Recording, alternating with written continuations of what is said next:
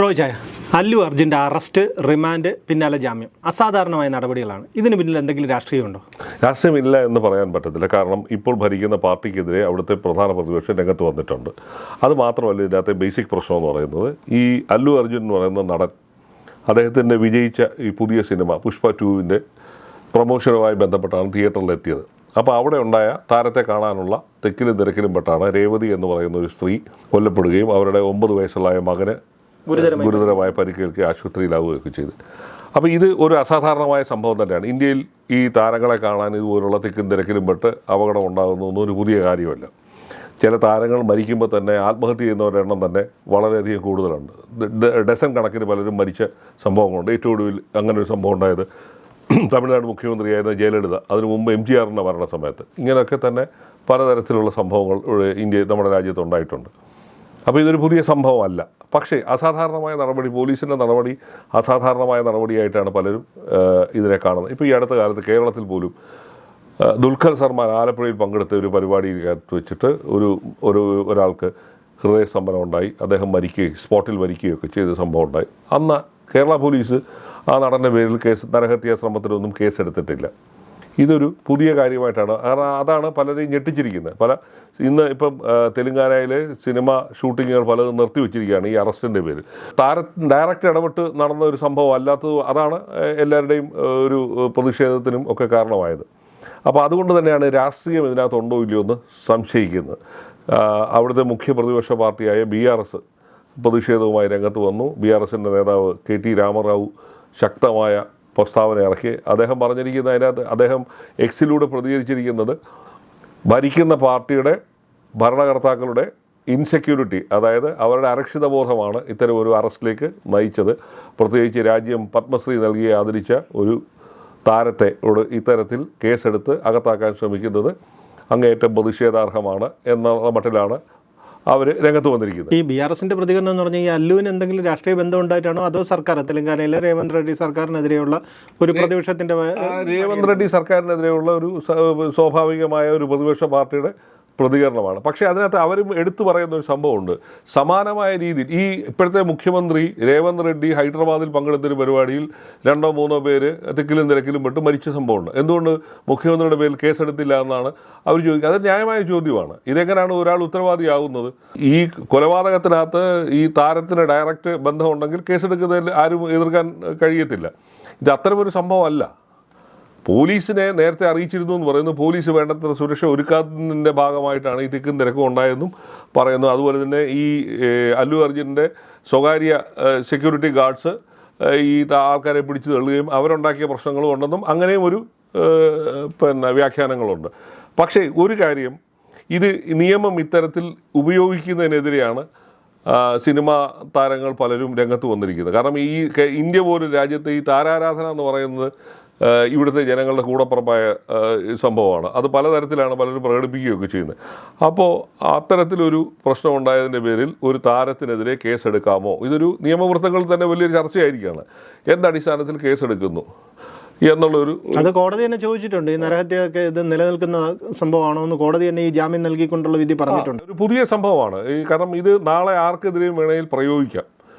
ഒരു ഭരണകൂടം വിചാരിച്ചാൽ കേസെടുക്കുന്നതിന് ഒരു പുതിയ കാര്യമൊന്നുമല്ല. അപ്പോൾ അത് പലതരത്തിലാണ്. ഇവിടെ മൈക്ക് ഓപ്പറേറ്ററിനെതിരെ കേസെടുക്കുന്ന സംഭവം. അപ്പോൾ അതൊക്കെ ഒരു വല്ലാത്ത പ്രീസിഡൻറ്റ് കീഴ്വഴക്കങ്ങൾ നമ്മൾ ഭരണാധികാരികൾ സൃഷ്ടിക്കുകയാണ്. അപ്പോൾ ഇതൊരു ശരിയായ നടപടിയാണോ ഇല്ലയോ എന്നുള്ളതാണ്. പിന്നെ താരങ്ങളുടെ ഭാഗത്തു നിന്നും ഇത്തരത്തിൽ ഇങ്ങനെ ഒരു പൊതുവേദിയിൽ വരുമ്പോൾ ആവശ്യമായ സുരക്ഷയില്ലാതെ വന്നിങ്ങനെ വരുന്നതും അതും ഒരു പ്രശ്നമാണ്. അപ്പം ഇത് ജനങ്ങളാണ് തീരുമാനിക്കേണ്ടത്. എങ്ങനെ ഈ ആരാധനയ്ക്ക് ഒരു അതിര് പറയുമ്പോൾ വേണ്ടേ? വെറുതെ ഇങ്ങനെ വരുമ്പോൾ ഒരു താരം വരുന്നു എന്ന് പറയുമ്പോൾ അത് ഇടിച്ചു കയറി ചെല്ലുക, ബഹളം ഉണ്ടാക്കുക, അതിൻ്റെ തിക്കും തിരക്കിലും പെട്ട ആൾക്കാർ മരിക്കാനിടയാകുന്ന സാഹചര്യം. അതുപോലെ തന്നെ ഇവർ പാലിക്കേണ്ട ചില നിയന്ത്രണങ്ങളുണ്ട്, അതൊക്കെ പാലിക്കേണ്ടതാണ്. അപ്പം പിന്നെ ഈ നിയമം വളച്ചൊടിച്ച് ജനങ്ങളെ ബുദ്ധിമുട്ടിക്കുന്നത് നിങ്ങൾ ആവശ്യമുള്ള കാര്യത്തിന് എടുക്കുന്നില്ല. ഈ ചോദ്യം ഇപ്പോൾ വന്നിരിക്കുന്നല്ലോ, രേവന്ത് റെഡ്ഡി പങ്കെടുത്ത യോഗത്തിൽ 2-3 പേരും മരിക്കാനുണ്ട്, എന്തുകൊണ്ട് രേവന്ത് റെഡ്ഡിക്കെതിരെ എടുക്കുന്നില്ല? ഇവിടെ ഇദ്ദേഹം വന്ന സമയത്ത് അല്ലു അർജുൻ പങ്കെടുത്ത മീറ്റിങ്ങിനകത്ത് അല്ലയോ പ്രൊമോഷണൽ പരിപാടിക്കകത്ത് വെച്ച് ഉണ്ടാകുന്നു, അദ്ദേഹത്തിൻ്റെ പേരിൽ നരഹത്യാ ശ്രമത്തിന് കേസെടുക്കുന്നു. അപ്പോൾ ഇത് ശരിയാണോ, ന്യായമാണോ? അപ്പോൾ ഇനി ഈ രീതി വെച്ചാണെങ്കിൽ ഇനി ഒരു രാഷ്ട്രീയ പാർട്ടിയുടെ പരിപാടിയിൽ ഇത്ര ഒരു ദുരന്തം ഉണ്ടായാൽ അത് ആ പാർട്ടിയുടെ നേതാവിൻ്റെ പേരിൽ കേസെടുക്കണം. തീർച്ചയായിട്ടും അതല്ലേ പ്രസിഡന്റ്. ഇപ്പോൾ തന്നെ നോക്കി, ഇവിടെ തന്നെ നമ്മുടെ നാട്ടിൽ തന്നെ ഇപ്പോൾ ഈ ലാത്തി ചാർജ് ഉണ്ടാകുന്നു രാഷ്ട്രീയ പാർട്ടികളുടെ. അതിനകത്തൊരു ലാത്തി ചാർജിൽ ഒരാൾ മരിച്ചാൽ എത്ര കേസാണ് എടുക്കുന്നത്? ആ ഉദ്യോഗസ്ഥൻ്റെ പേരിൽ കേസെടുക്കുന്നുണ്ടോ? ഇല്ലല്ലോ. ഇവിടെ തന്നെ മുഖ്യമന്ത്രിയുടെ സുരക്ഷാ ഉദ്യോഗസ്ഥന്മാരെ യൂത്ത് കോൺഗ്രസ്സുകാരുടെ തല തല്ലിപ്പൊട്ടിച്ചു, കേസെടുക്കാൻ പോലും ഇവിടുത്തെ പോലീസ് തയ്യാറാവുന്നില്ല. അപ്പോൾ അതും ഒരു വശത്തുണ്ട് ഇല്ലേ? അന്യായമായ രീതിയിൽ ആൾക്കാരെ ഉപദ്രവിക്കുന്നതും അന്യായമായ രീതിയിൽ ഇതുപോലെ ആൾക്കൂട്ടം ഉണ്ടാക്കി ബഹളം ഉണ്ടാക്കുന്നവർക്കെതിരെ കേസെടുക്കാമെങ്കിൽ ആ ന്യായം നിങ്ങൾ എല്ലാവരുടെ പേരിലും പ്രയോഗിക്കണം ഇല്ലേ? രാഷ്ട്രീയ നേതാക്കന്മാരുടെ കാറിടിച്ച് ആൾക്കാർ മരിച്ചാൽ ആ മുഖ്യമന്ത്രിക്കോ മന്ത്രിമാർക്കെതിരെ കേസെടുക്കാറുണ്ടോ? ആ ഡ്രൈവർക്കെതിരെയല്ലേ കേസെടുക്കുന്നത്? ഈ നിയമം നിങ്ങൾ ആപ്ലിക്കബിൾ ആക്കുവാണെങ്കിൽ എല്ലാവർക്കും എതിരായിട്ടും ഉണ്ടാവണം ഇല്ലേ? അത് പലപ്പോഴും സംഭവിക്കാറില്ല. അപ്പോൾ അത് ന്യായം നീതി നടപ്പാക്കുവാണെങ്കിൽ എല്ലാവർക്കും തുല്യമായ രീതിയിൽ നടപ്പാക്കണം.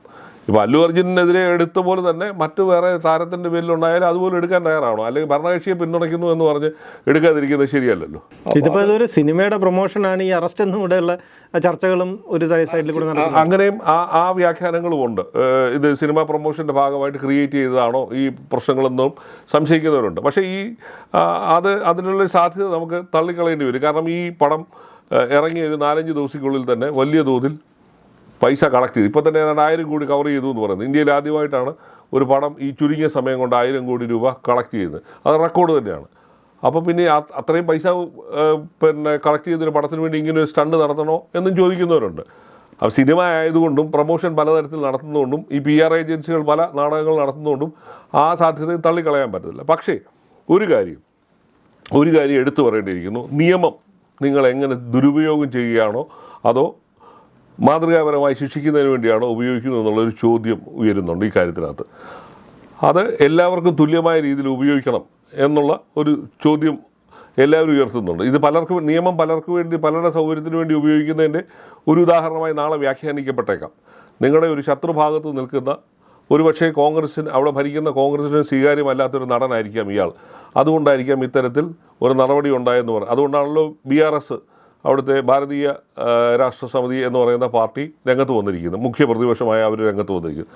അപ്പോൾ അതൊക്കെ തന്നെ ഈ സംഭവത്തെ രാഷ്ട്രീയമായി നാളെ ഒരുപക്ഷെ മാറ്റിയേക്കാം. ഇപ്പം തന്നെ ആയിക്കഴിഞ്ഞു. അത്ര ശക്തമായ ഒരു പ്രസ്താവനയാണ് ഈ KT രാമറാവു പുറപ്പെടുവിച്ചിരിക്കുന്നത്. അപ്പോൾ അതൊക്കെ ഇനി വരും ദിവസങ്ങളിൽ ഇതിനെ പലതരത്തിൽ ഇനിയും ഇതൊരു പ്രീസിഡൻ്റായി കണക്കാക്കി പല പോലീസുകാരും ചിലപ്പോൾ ഒരുപക്ഷെ ഈ താരങ്ങൾക്കെതിരെ ഇനി ഇങ്ങനെയുള്ള സംഭവങ്ങൾ ഉണ്ടാകുമ്പോൾ കേസെടുത്തേക്കാം. ആ സാധ്യത തള്ളിക്കളയണ്ട.